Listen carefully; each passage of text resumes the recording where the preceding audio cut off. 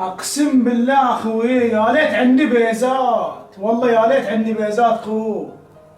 حلوة تنبى بيزات، يعني ليش تنبى بيزات؟ عشان اساعد الناس، اتصدق على الفقراء، اساعدهم. مساعدة الناس لازم بالبيزات؟ ترى تقدر تساعد الناس حتى لو انت مفلس خو. كيفه؟ قوم ناخذ فرة في الديرة، شوف كم واحد محتاج مساعدة. يلا قوم.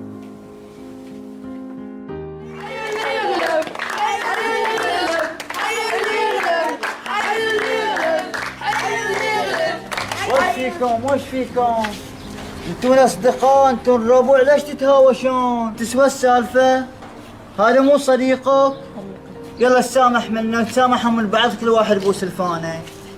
المفروض تفاتشونهم ما تخلونهم شي يتهاوشون. يلا حبايبي شطار، ولا تسوون مشاكل. زين؟ محتاجين شي؟ تبون شي؟ لا. يلا حبايبي مع السلامة.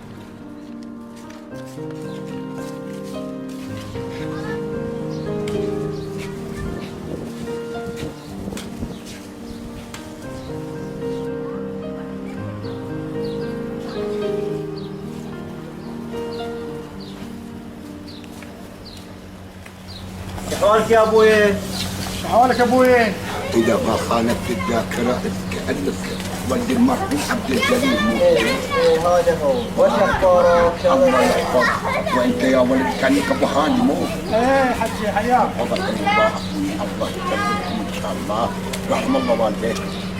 والله إن شاء الله، الله يحفظكم ويخليكم ويذكر أموركم. ابويا وش فيها؟ البتر مدستر وما حد موقف لنا، وش هالحالة؟ وش فيها يا خال السيارة؟ وش عسى ما شاء؟ البتر مدستر يا اخوك، انت تشوف لنا صرفة.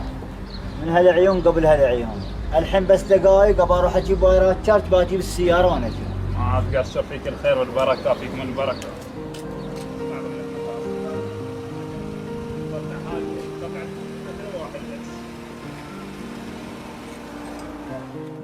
ترى مساعدة الناس مو لازم بالبيزات.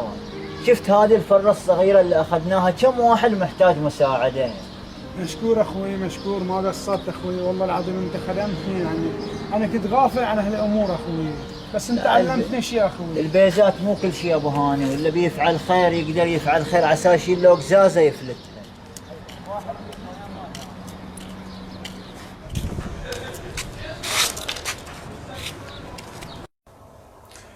اوه صدق المقابل يوم قال مساعدة الناس مو بالبيزات، مساعدة الناس بحر ما يخلص.